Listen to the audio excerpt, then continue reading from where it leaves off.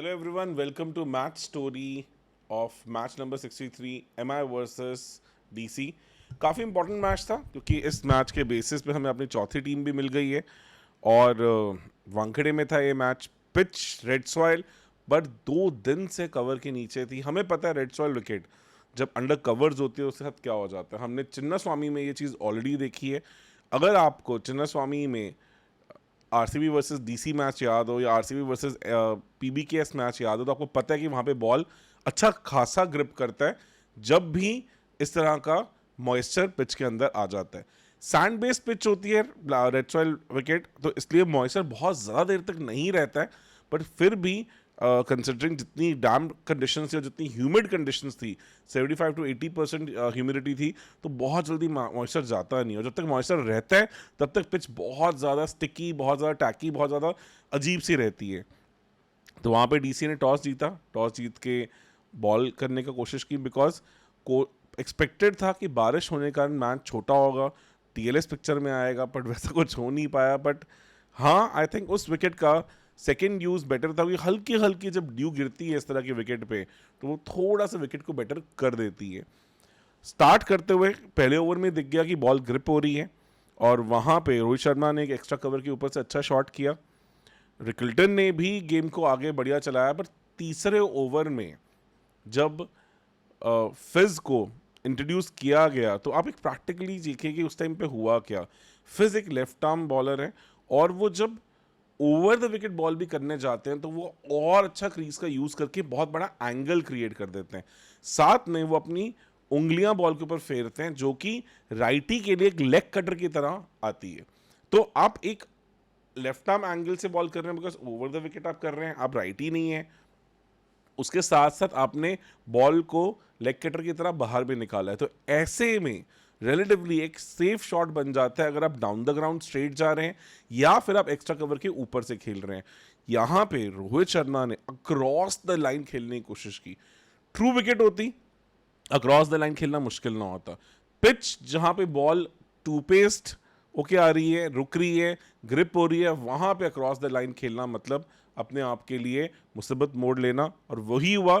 As लगा और पीछे अभिषेक पोरेल ने कैच आराम से पकड़ लिया। बढ़िया कैच था, अच्छा कैच था।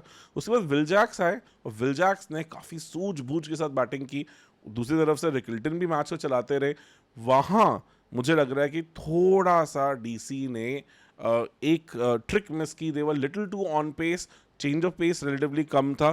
फाइनली जब मुकेश कुमार ने इसे समझा और उन्होंने एक चेंज ऑफ पेस बॉल की तो विल जैक्स उसे डाउन द ग्राउंड मारने के चक्कर में टॉपेज लगा हुआ बैठे और उसमें वहां पे एक अच्छा कैच आउटफील्ड में हुआ जिसके चलते दूसरी विकेट भी एमआई की आउट हो गई। इसके बाद स्काई इंट्रोड्यूस हुए। स्काई के इंट्रोड्यूस होते ही कुलदीप यादव भी आए। आज विपराज को भी पावर प्ले में बॉल करवाया था, वो अच्छा डिसीजन था और विपराज को काफ़ी ग्रिप और काफ़ी टर्न मिल रहा था। एक टाइम पे तो ऑलमोस्ट अनप्लेबल सी फील भी दे रहे थे। मुझे लग रहा है थोड़े से मे बी उस टाइम पे एग्रेसिव फील्ड्स होते तो शायद आप प्रेशर डाल सकते हो कि उस टाइम पे 2 इंटरनेशनल बैटर्स बैट कर रहे थे, विल जैक्स और राइल रिकल्टन, जो कि इन तरह की कंडीशन, इस तरह की स्पिन के इतने ज़्यादा यूज टू नहीं होते। तो वहाँ पे थोड़ी सी ट्रिक डेफिनेटली डीसी से मिस हुई। स्काई आए, स्काई ने कुलदीप को एक स्वीप खेलने की कोशिश की। होता क्या है, रेड सॉइल विकेट पे जनरली ब्लैक सॉइल से ज़्यादा बाउंस मिलता है, तो जो wrist spinners generally top spin का यूज़ करते हैं जहाँ पे बॉल रेवोल्यूशन होती हैं उन्हें और एक्स्ट्रा बाउंस मिलता है। तो कुलदीप को वो एक्स्ट्रा बाउंस मिला, इसलिए स्वीप खेलते हुए बॉल का टॉप एज लगा, कैच गया शॉर्ट फाइन लेग के पास, पर वहाँ पे मुकेश कुमार कैच तक पहुँच नहीं पाए। उन्होंने बहुत अच्छी कोशिश की। रिकल्टन के साथ फिर अगली बॉल पे भी यही हुआ। रिकल्टन ने भी स्वीप करने की कोशिश की पर टॉप स्पिन के चलते जो बॉल रेड सॉइल पे टॉप स्पिन और ज्यादा बाउंस करती है, तो उससे क्या होता है जब आप बैट पे शॉट करने जा रहे हो, इस तरह से क्रॉस बैटेड शॉट खेल रहे हो और बॉल बाउंस के चलते आपके बैट के थोड़े टॉप पॉइंट पे लगेगा, उसके चलते कैच गया और डीप स्क्वायर लेग पे इजी कैच हो गया। यहाँ लग रहा था कि मैच थोड़ा इंटरेस्टिंग हो सकता है। तिलक वर्मा आए और तिलक वर्मा जब स्लगिश विकेट आ जाती है तो हमने बहुत बार इस टूर्नामेंट में देखा है कि वो एकदम से बहुत फंसे फंसे लगते हैं। पिछले season he looked a better player off spin. इस सीजन उनका पेस के अगेंस्ट स्ट्राइक रेट और स्पिन के अगेंस्ट स्ट्राइक रेट में काफ़ी कंट्रास्टिंग डिफरेंस है। स्पिन के अगेंस्ट उन्होंने हर बार स्ट्रगल किया है। जीटी के अगेंस्ट, अहमदाबाद में भी जब स्लगिश विकेट थी वो फंसे थे, जीटी के अगेंस्ट यहाँ पे वानखेड़े में भी जब बॉल में ग्रिप था तो वो फंसे थे, इवन लखनऊ जब गए थे एक आना वहाँ पे भी काफ़ी तंग हुए थे। तो इस सीज़न, एक सीज़न में देखी है कि जब से वो नंबर 5 पे आए हैं, नंबर 4 पे आए हैं, तब वो रिलेटिवली स्लगिश विकेट्स पे फंसे हैं, काफ़ी ज़्यादा फंसे लगे। 27 बॉल 27 की और काफ़ी ज़्यादा पेनफुल सा इनिंग्स था। फाइनली उन्होंने भी एक change of pace delivery Mukesh की down the ground long on की तरफ मारने की कोशिश की, बॉल ऑलरेडी ऑफ स्टंप के बाहर थी, उसे कोशिश की कि ड्रैग करके लेके आ पाए और इतना मोमेंटम बॉल के पीछे नहीं जनरेट कर पाए, क्योंकि बॉल चेंज ऑफ पेस था, ग्रिप भी किया और वो भी आराम से कैच दे बैठे। हार्दिक पांड्या आए। हार्दिक पांड्या आपको पता है अब डोमेस्टिक क्रिकेट नहीं खेलते हैं, बहुत कम खेलते हैं, रेड बॉल तो उन्होंने बहुत साल पहले छोड़ दिया। तो जहाँ पे भी पिचेस थोड़ी सी अब ट्रिकी होती है, हार्दिक पांड्या भी अपना मोमेंटम लूज करते हैं। हमने ये सेम चीज़ उन्हें भी जीटी के अगेंस्ट दोनों मैचेस में होते हुए देखा था। तो आज चमीरा ने बहुत स्मार्ट बॉल किया, उन्होंने प्रॉपर लेग कटर किया, पड़ने के बाद बॉल बाहर गई और जब हार्दिक पांड्या उस बॉल पे शॉट मारने गए तो टॉपेज लग के वो शॉट थर्ड मैन के हाथों में कैच दे बैठे। यहाँ एक बार लगा था कि एमआई का पूरी कहानी डीरेल हो गई है, अब चीज़ें से इतनी जल्दी सेट ना हो पाए। 5 विकेट्स, 18 ओवर, 132 रन। वहाँ पे मुझे लग रहा है एक और डीसी ने ट्रिक मिस की।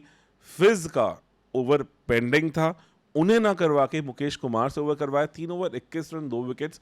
अगर आप प्रैक्टिकली देखें तो एज अ कैप्टन आपको भी लगता है कि ये बुरा ऑप्शन नहीं है। प्रॉब्लम है कि फिज ने ये चीज़ बहुत बार की है, change of pace plus left arm angle, उन सब के चलते चीज़ें काफ़ी डिफरेंट हो सकती थी। यहाँ पे ट्रिक मिस हुई, मुकेश से ओवर करवाया और मुकेश क्रैम्प भी हुए। क्रैम्प होने के कारण उन्होंने ज़्यादा ऑन पेस डिलीवरीज करने की कोशिश की। एक उन्होंने change of pace hard length पे बॉल की थी, पर वहाँ पे काफ़ी अमेजिंगली नमन धीर ने बैकफुट से ही उस बॉल को खींच के सामने मार दिया। वो बॉल हवा में भी थी, समीर रिजवी के पास कैच का चांस भी था, उन्होंने मिसजज किया और बॉल को इनटू द प्ले वापस भी नहीं लेके आ पाए और वो छक्का हो गया। मुझे लगता है थोड़ा अवेयर्ड फील्डर, थोड़ा बाउंड्री को लेके बेटर जजमेंट वाला फील्डर, जिस तरह से स्काई ने वर्ल्ड कप में किया था, जैसे अभी और हमने चेन्नई के मैच में ब्रेविस से देखा था, कुछ वैसा सा कोई अगर जजमेंट होता तो वहाँ कैच भी हो सकता था और वो मैच का शायद रुख बदल सकता था। उस ओवर में आए 27 रन और वहाँ से फिर मोमेंटम मिल गया।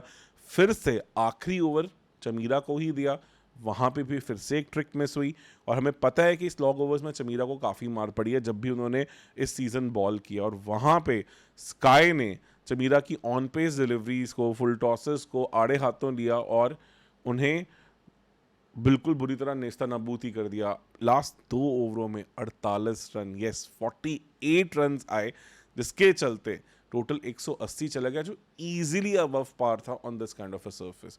जो टोटल 150 के आसपास रुक सकता था, जस्ट बिलो पार हो सकता था, उसे हमने मैसिवली अबव पार कर दिया। और वहाँ फिर क्लियरली लिखा कि जब डीसी बैटिंग करने आए तो उनके ओपनर्स के ऊपर प्रेशर था कि जब न्यू बॉल है, जब बॉल रिलेटिवली कम ग्रिप कर रही है, उस टाइम वो अपनी टीम को एक बहुत बड़ी शानदार स्टार्ट दे पाए।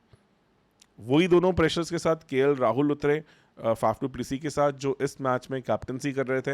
अक्षर नहीं खेल रहे थे इस मैच में क्योंकि वो बीमार थे, तो उससे ऑलरेडी मिडिल ऑर्डर पे थोड़ा प्रेशर ज़्यादा था और उसी को थोड़ा हल्का करने की कोशिश की टॉप ऑर्डर ने।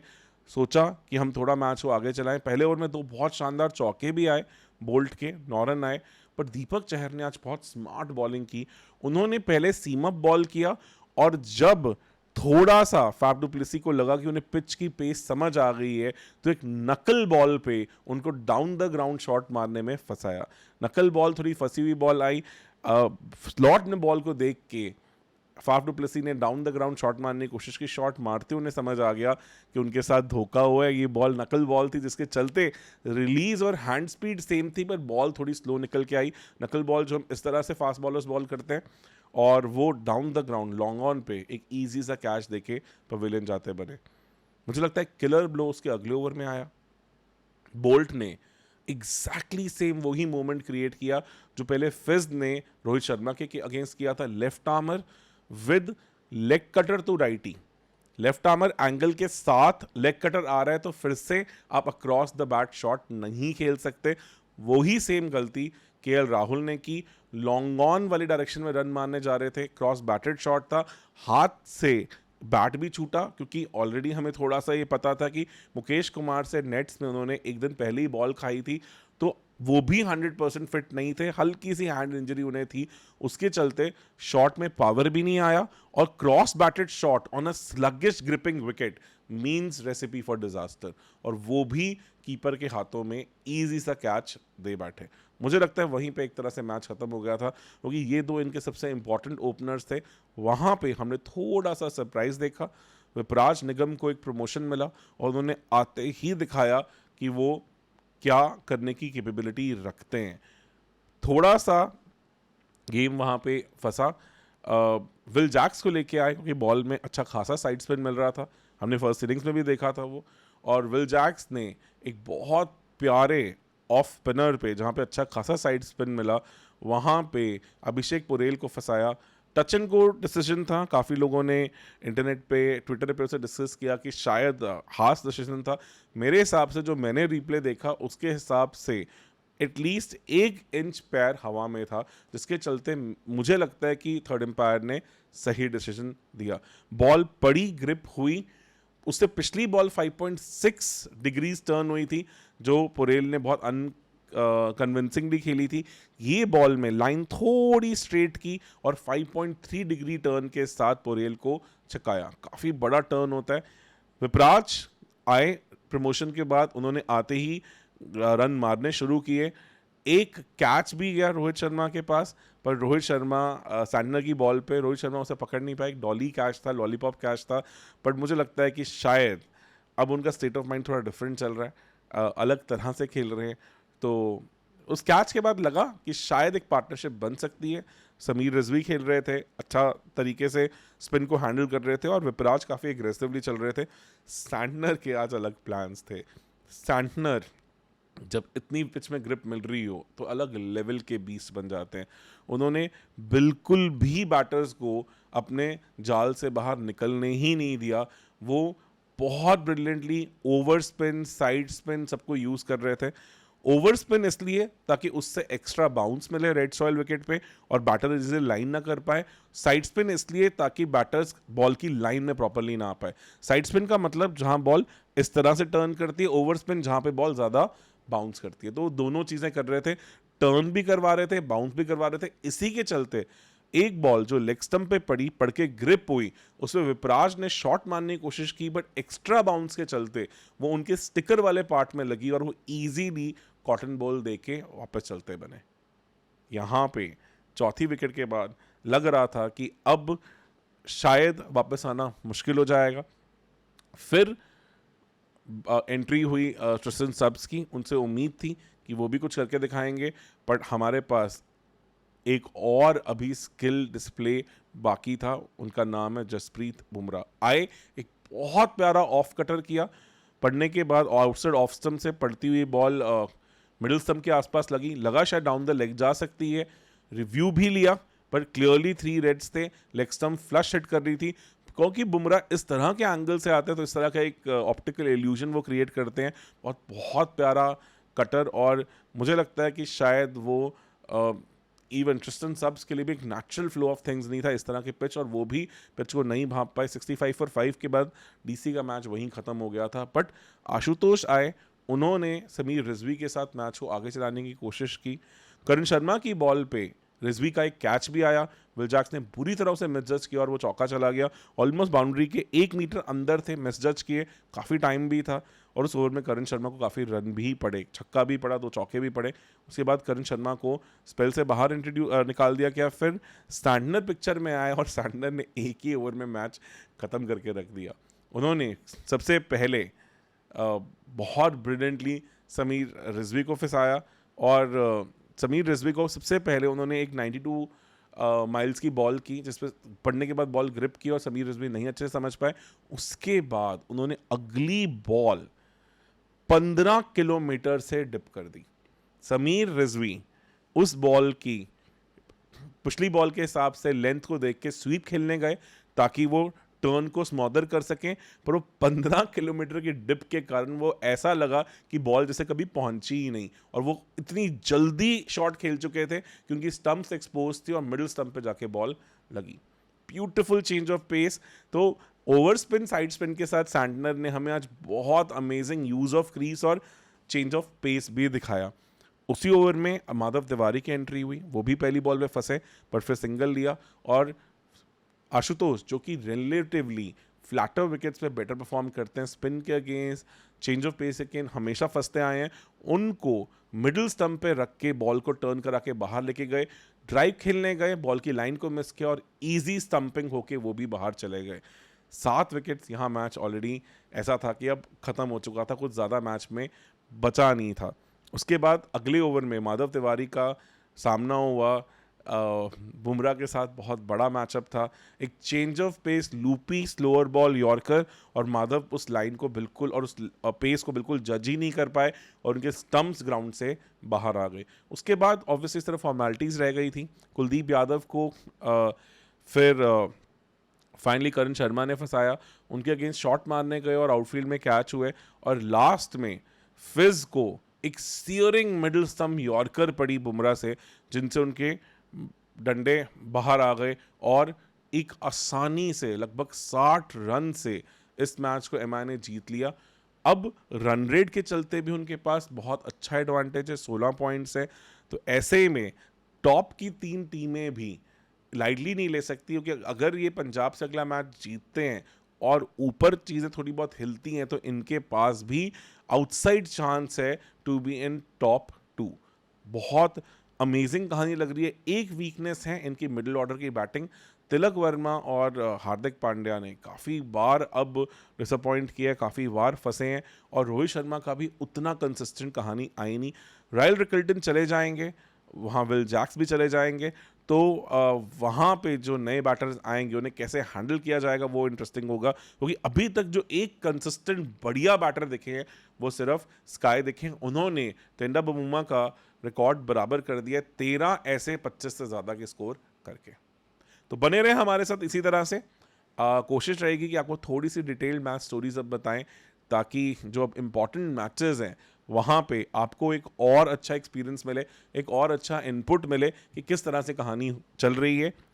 बैटिंग वाइज एमआई को अभी और काफ़ी काम करने की ज़रूरत है, पर बॉलिंग में definitely they are looking like a beast. Everybody is contributing to it. तो thank you, thanks a lot.